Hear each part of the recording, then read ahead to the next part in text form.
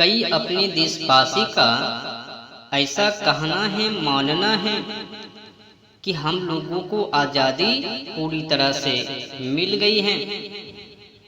हम लोगों को गोरा अंग्रेजों से छुटकारा मिल चुकी है,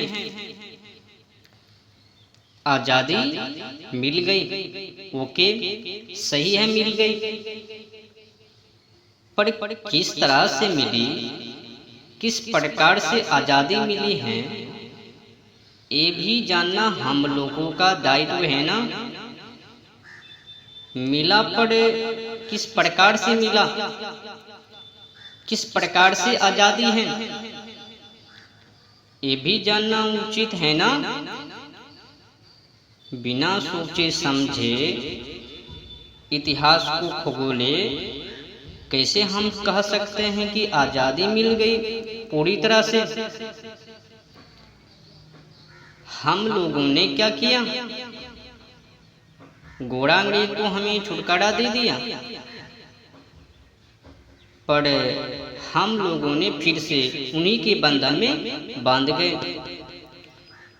वो तो खा पी के मौज मस्ती करके चले गए और हम लोगों को उस कचरे में डुबा दिए। जिस पत्तल में उसने खाया उसी में छोड़ दिया फिर वापस से। पर एक गलती उन लोगों का नहीं, एक गलती हम लोगों का है, हम देशवासियों का है। हम देशवासियों ने क्या किया, उन्हीं का कानून चीटिंग कर लिया, उन्हीं की व्यवस्था को फिर से लागू कर दिए। कुछ दिग्गज नेता हैं, मैं उनका नाम नहीं लेना चाहता हूँ, बस कुछ टॉपिक के माध्यम से समझा देता हूँ। एक हैं फूल वाले चाचे, एक हैं धोती वाले पिताश्री, और दो चार लोग अन्य हैं। बाकी आप लोग होशियार हैं, जाके सर्चिंग कर लीजिएगा कि इन लोगों के कारण आज़ादी क्यों अधूरी रह गई, पूरी तरह से आज़ादी स्वतंत्र क्यों नहीं मिली। अगर ये कुछ लोग चाहता तो पूरी तरह से आज़ादी मिल सकती थी, पूरी तरह से आज़ादी मिल सकता था। पर कुछ दिग्गज नेता ने उन्हीं की कानून को पसंद किया और फिर से उनको लागू करवा दिया।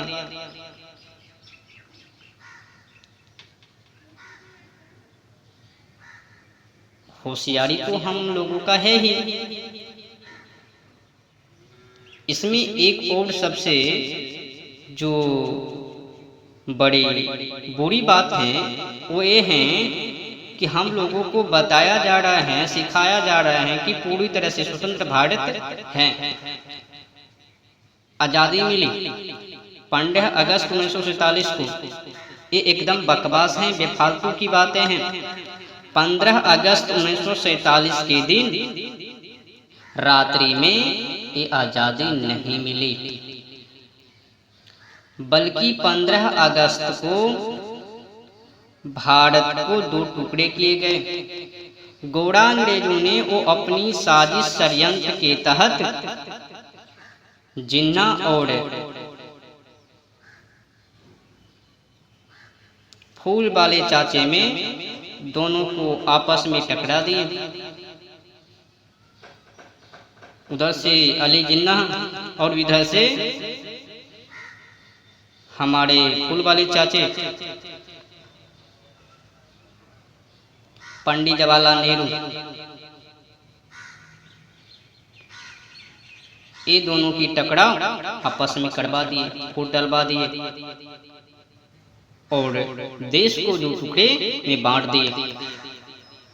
एक कहकर बांट दिए कि जो मुस्लिम लोग हैं वो पाकिस्तान में रहेंगे और जो हिंदू लोग हैं वो भारत में रहेंगे। एक कहकर 2 भागों में बांट दिए, हिंदू मुस्लिम करवा दिए।